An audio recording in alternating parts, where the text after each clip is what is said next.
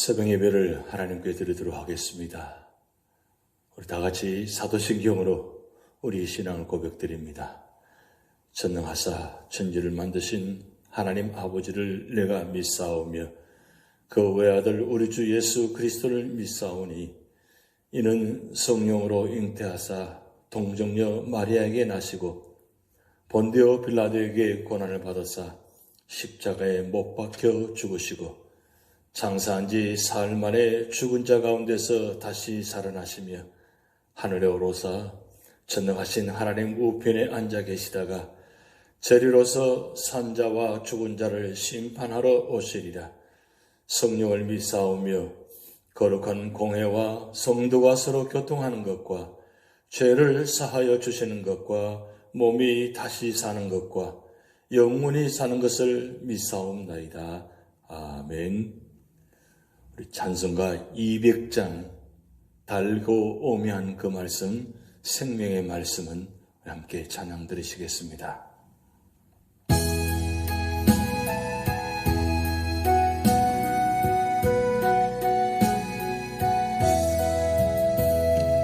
달고 묘한 그 말씀, 생명의 말씀은 귀한 그 말씀 진실로 생명의 말씀이 나의 길과 밑을 밝히 보여주니 아름답고 귀한 말씀 생명샘이로다. 아름답고 귀한 말씀 생명샘이로다.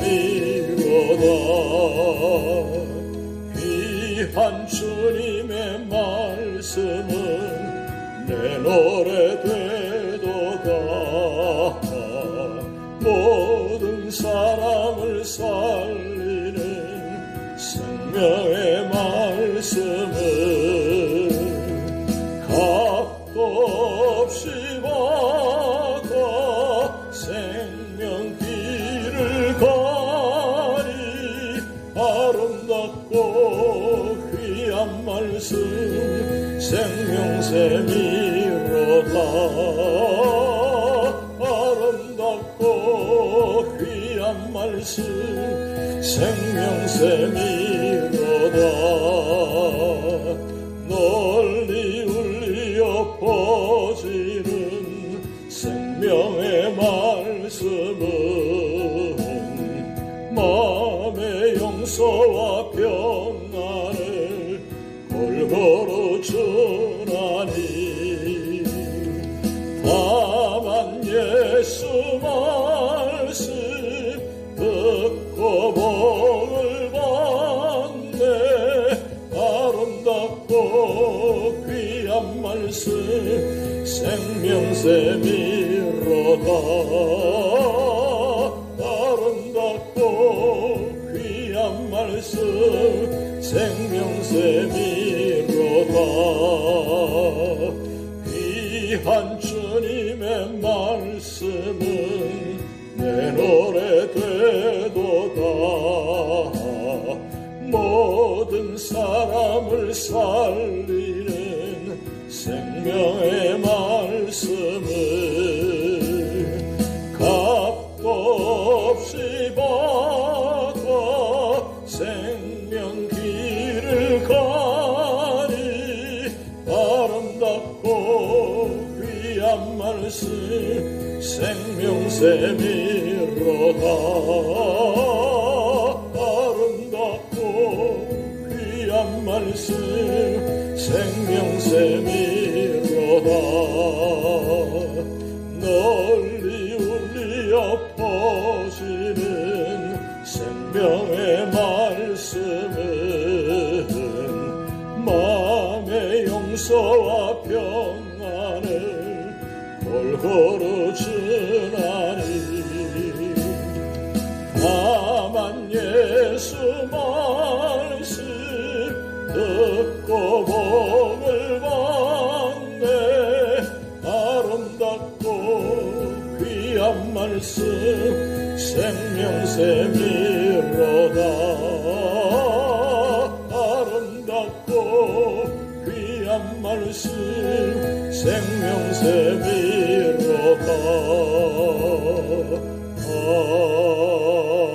아멘.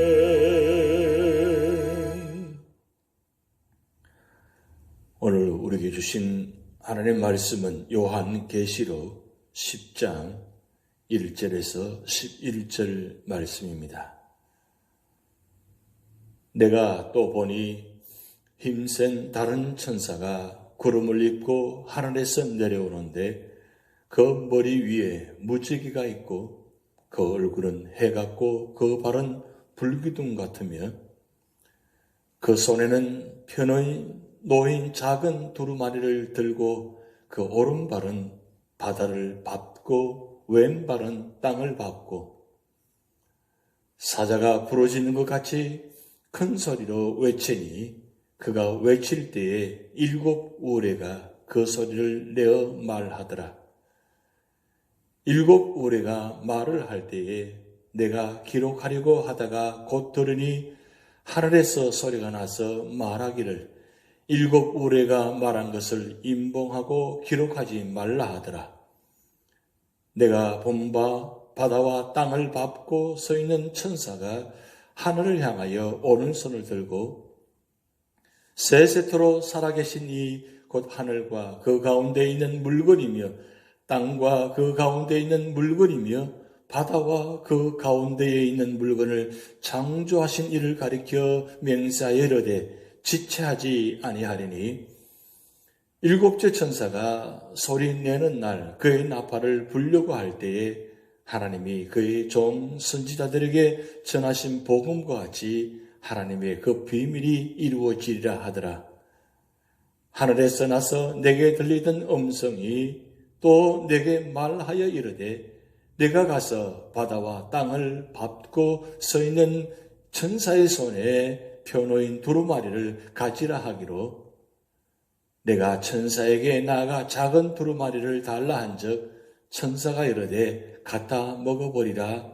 내 배에는 쓰나 내 입에는 꿀같이 달리라 하거늘 내가 천사의 손에서 작은 두루마리를 갖다 먹어버리니 내 입에는 꿀같이 다나 먹은 후에 내 배에서는 쓰게 되더라.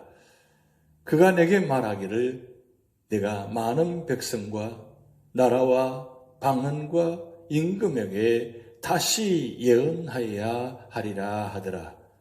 아멘. 오늘 요한계시록 10장은 복음을 대하는 자세에 대해서 말씀드리고자 합니다. 10장, 11장은 여섯째 나팔과 7째 나팔 사이에 나타난 보충적 계시입니다. 여섯째, 7째 인을 떼실 때에는 핍박받는 성도들의 안전과 영광을 강조했으나 본 장에서는 작은 책의 뛰어남을 말하고 있습니다. 그 작은 책 속에는 하나님의 비밀을 담은 복음이 들어 있습니다. 그럼 하나님의 비밀 앞에서 우리는 어떤 자세를 가져야 합니까? 첫 번째로는 1절에서 7절 말씀을 통해서 하나님의 약속은 반드시 이루어짐을 믿어야 한다고 말씀합니다. 이 말씀은 전 우주의 모든 사람들이 들어야 할 메시지입니다.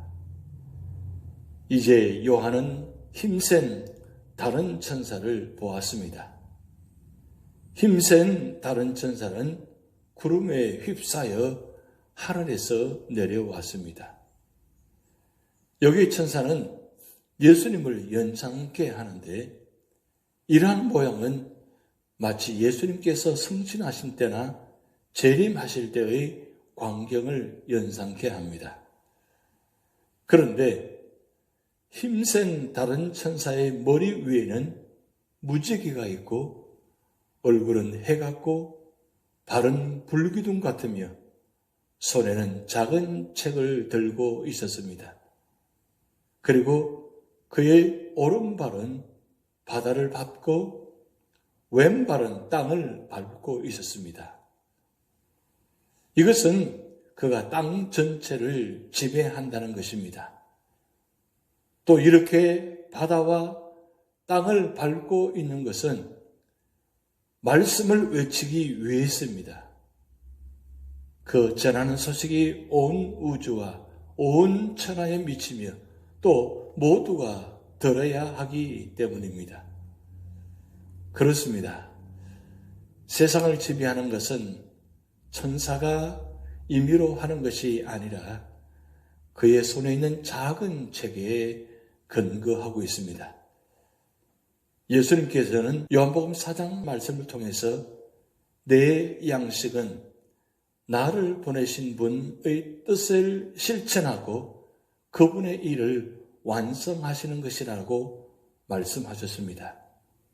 그런데 우리는 거대하고 힘센 천사에 비해 작은 책은 시시하게 보이지 않습니까?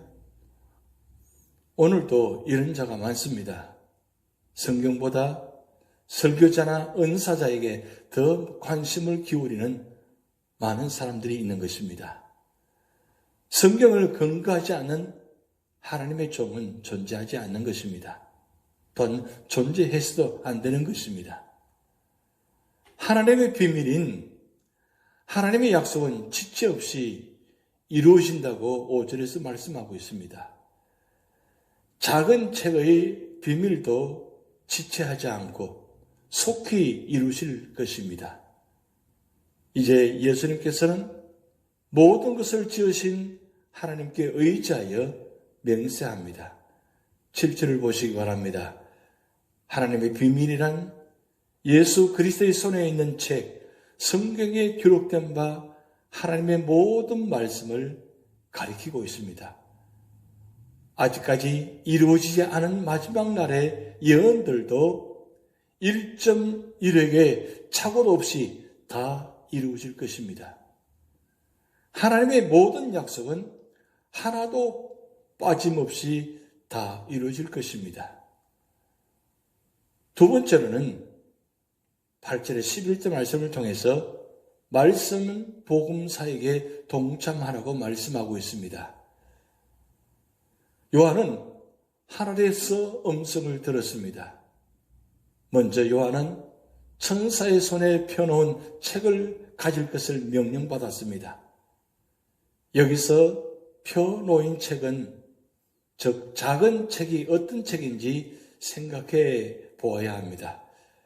이 책에 대한 견해로는 첫째로는 5장 1절에서 말한 임봉한 책, 둘째로는 요한에게 주어진 특별한 계시, 특히 그 가운데서도 계시록 11장 이후의 내용, 그리고 세 번째, 복음, 곧 성경 전체 등이 있습니다. 이러한 세 견해들 중 대체로 일치되는 견해는 이 책이 1차적으로는 요한계시록, 특히 그 가운데서도 계시록 11장 이하의 내용을 의미하나 보도 범위를 확대하여 계시록 11장 이하 내용을 포함하여 인간의 구원을 위해 기록된 복음, 즉 계시록을 포함한 성경 전체를 의미한다는 것입니다. 그러면 본문에서 이 책을 가지라는 것은 무엇을 뜻합니까? 가지라는 뜻은 취하다, 잡다라는 뜻의 동사 람바노의 제2부정 과거 능동제 명령법으로 이는 펴놓인 작은 책을 무조건 취하여 가지라는 강한 의미의 명령입니다. 지금까지 성경, 특히 계시록은 그 내용 중에 어렵고 해석하기 난해한 부분들도 많아서 그것을 억지로 풀다가 잘못된 사람들도 많고 그 잘못된 계시의 메시지를 듣고 오히려 신앙이 파괴되는 사람들도 많았습니다. 때문에 이 책은 많은 사람에게 호감을 주면서도 일반화되지 못한 것도 사실입니다. 그러나 지금은 그리스도의 재림이 가까운 종말의 때이므로 교회와 성도들은 종말에 관해 기록된 이 계시책은 물론이요, 성경 전체를 항시 더욱 가까이 하고 열심히 읽어야 하는 것입니다. 두 번째, 요한은 그 천사에 가서 작은 책을 받아 가지고 왔는데 또 명령을 받았습니다. 그 어떤 명령을 받았습니까? 먹어버리라는 것입니다. 먹어버리라는 것은 양식을 삼으라는 말씀이고 죽지 말고 살라는 뜻이며 그 내용대로 신종하라는 뜻입니다. 천사의 손에 펴놓은 책을 가져다 먹으면 배는 쓰나 입에는 꿀같이 달 것이라고 했습니다. 그러자 요한이 어떻게 하였습니까? 명령대로 작은 책을 먹으니 입에는 꿀같이 달아 배에는 쓰게 되었습니다. 우리가 성경 말씀을 통해서 하나님의 구원의 목적을 들으며 장차 성도들에게 내려주실 복을 바라볼 때 참으로 달고 기쁩니다. 하나님 말씀은 영광스럽기에 참되고 생명을 주기에 꿀같이 달라고 하였습니다. 예레미야도 에스겔도 같은 체험을 하였습니다. 그러나 먹은 후에는 반대로 배에서 쓰게 되었습니다. 이 쓰다는 것은 핍박과 환난을 의미하는 것입니다. 또 예언의 말씀을 전도할 때 선맛을 경험하게 된다는 뜻입니다. 그 이유는 죄를 용서치 않고 심판을 선언하며 교만한 인간도 굴복시키는 말씀이기 때문입니다. 그러므로 모든 성도들은 이 책의 내용을 읽을 뿐만 아니라 정확히 알 수 있도록 노력해야 하는 것입니다. 그러나 억지로 해서는 안 되는 것입니다. 왜냐하면 종말에 관한 계시의 정확한 시련은 그 정해진 때가 이르렀어야 분명하게 드러나며 성경 전체의 내용도 성령의 감화하심이 있어야만 바로 이해되는 것이기 때문입니다. 따라서 제한적인 인간의 생각으로 그 모든 계시의 내용을 완전히 알 수 있다고 생각해서는 안 되는 것입니다. 또한 요한이 받은 세 번째 명령은 많은 백성과 나라와 방언과 임금에게 이 작은 계시의 책을 예언하라고 말씀하고 있습니다. 이것은 우리가 전도의 사명을 감당해야 한다는 것을 의미합니다. 지금 우리가 구원받고 영생의 소망까지 소유할 수 있게 된 것은 누군가에 의해 전도를 받았기 때문입니다. 이처럼 우리는 모든 복음의 빚진 자이므로 우리도 그 빚을 갚기 위해서는 전도해야 하는 것입니다. 특별히 요한에 의해 계시된 말씀을 통해 종말에 일어날 무서운 일들을 알고 있는 우리들은 더욱 사명감을 가지고 사람들을 구원으로 이끄는 진리의 말씀이 복음을 전해야 하는 것입니다. 사도 요한은 하나님께 받은 계시를 처음 기록하면서 요한계시록 1장 3절 말씀에 이 예언의 말씀을 읽는 자와 듣는 자들과 그 가운데 기록한 것을 지키는 자들이 복이 있다고 말씀했습니다. 그리고 계시 내용의 중간 부분인 본문에서 우리는 이와 일치하는 두 번째 그의 명령을 들었습니다. 왜 요한이 이처럼 계시의 말씀을 읽고 이해하고 전하는 것을 강조했을까요? 그것은 이 시대가 마지막 때에 가까워졌기 때문입니다. 그러므로 우리는 성경을 가까이 하며 그 진리의 내용을 깨달아 알 뿐 아니라 믿음과 소망과 사랑을 가지고 마지막 때에 더욱더 가까워진 이때에 주어진 복음 전파의 삶을 감당하는 부지런한 일꾼이 되어야 할 것입니다. 지금은 마지막 때입니다. 말씀을 전할 시간도 많지 않다는 뜻입니다. 마지막 때에 우리가 받은 이 복음, 달고 오묘한 말씀, 구원의 말씀, 이 생명의 말씀을 온 세상에 전함으로 말미암아 죽어 있는 영혼들을 살리는 그런 구원의 교회, 구원의 성도가 되시기를 주님의 이름으로 축복드립니다. 기도하시겠습니다. 하나님 아버지, 달고 오묘한 그 말씀, 생명의 말씀, 귀한 말씀 우리에게 주심을 감사드립니다. 특별히 요한계시록 이 말씀을 통해서 이 마지막 때에 귀한 말씀을 주셨는데 이 말씀 다시 한번 우리가 깨닫게 하시고 그리고 이 말씀을 온 세상에 복음을 전하고 말미암아 죽어 있는 영혼들을 살리는 그런 구원의 교회, 구원의 성도가 되도록 하나님 역사하여 주시옵소서. 오늘도 우리 삶의 자리에 아직도 믿지 않는 영혼들이 참 많습니다. 그런 믿지 않는 영혼들에게 이 복음을 전하여서 모두가 다 구원받아서 하나님 나라에 들어갈 수 있는 귀한 축복이 저희들을 통해서 일어나게 하여 주시옵소서. 이 전염병으로 말미암아 모두가 힘든 가운데 있습니다.